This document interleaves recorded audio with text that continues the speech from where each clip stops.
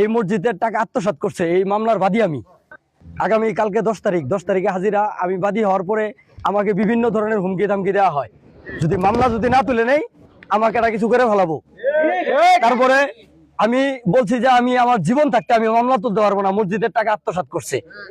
তারপরে আমাদের এই পুরা মাহমুদপুর ইউনিয়ন মানুষ জানে, 10 বছর বয়স থেকে শুরু করে 50 বছর পর্যন্ত মানুষ, 100 বছর পর্যন্ত মানুষ জানে যে 1 নম্বর একটা ঘুষখোর সারা মাহমুদপুর ইউনিয়নের সর্বোচ্চ ঘুষখোরি। আমরা সরকারের কাছে আবেদন জানাই, এর দৃষ্টান্তমূলক শাস্তি দাবি করছি। আমার নাম মোহাম্মদ সুলাইমান। তিনি দীর্ঘদিন এই মসজিদের সভাপতিত্ব করেছেন এবং তিনি এই এলাকার একজন সালিসদার, কিন্তু মসজিদের টাকা আত্মসাৎ ও খাস জমি দখলের অভিযোগে ঘুষখোর হালিম সরকারের বিরুদ্ধে আজকের এই মানববন্ধন। তিনি আমাদের এই পুরানো 200 বছরের পুরানো মসজিদের দীর্ঘদিনের সভাপতি ছিলেন। তার নেতৃত্বেই আমাদের এই মসজিদের সমস্ত টাকা পয়সা হিসাব কিতাব তার আন্ডারেই ছিল। এখন উনি আমাদের এই মসজিদের টাকা আত্মসাৎ করেছে এবং আমাদের এই মসজিদের কমিটি পরিবর্তন হওয়ার পর উনি এই কমিটি মানেন না এবং উনি আমাদের এই মসজিদের টাকা দিতে চান না। আমরা গ্রামবাসী ইউনিয়ন বিএনপির সহায়তায় কিছু টাকা তার থেকে উদ্ধার করেছি, এখনো আমরা অনেক টাকা তার কাছে পাবো। এই বিষয়ে জামালপুর জজ কোর্টে মামলা চলমান আছে। আগামী 10 তারিখ মামলার হাজিরা। তিনি একজন ভণ্ড, বাটপার, প্রতারক, সুদখোর, মুনাফাকুরি, তার পরলোভী। তার কাজ হলো সমাজের মধ্যে শুধু দ্বন্দ্ব লাগিয়ে দিয়া সমাজকে ডিভাইডেড করে রাখা। এই কাজগুলায় তিনি দীর্ঘদিন যাবৎ করে আসতেছে। তার কোনো ব্যবসা বাণিজ্য কোনো কিছু নাই, অথচ তার মাসিক ইনকাম 3 থেকে 4 লক্ষ টাকার মতো।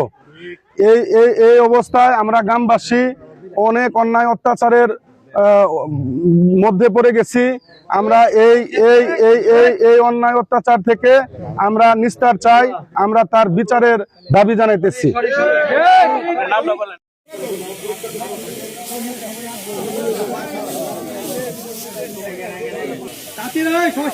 সামনে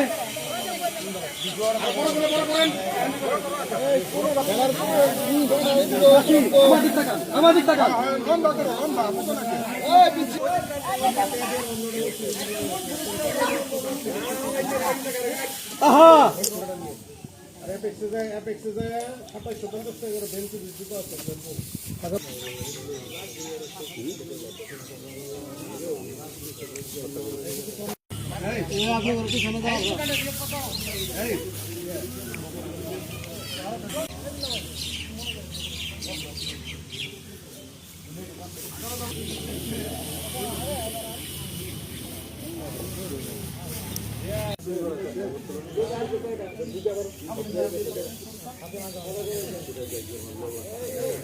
বলো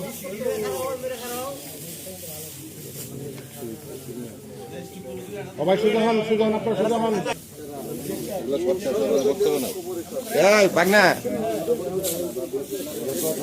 সামনে দেখেন আপনি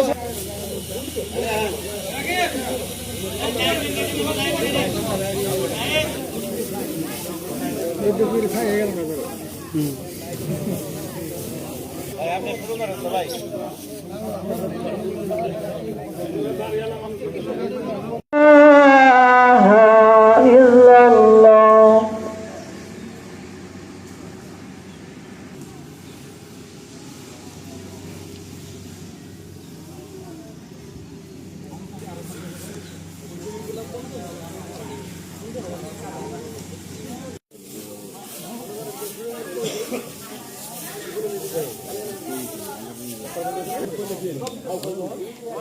ক্যামেরা ধরা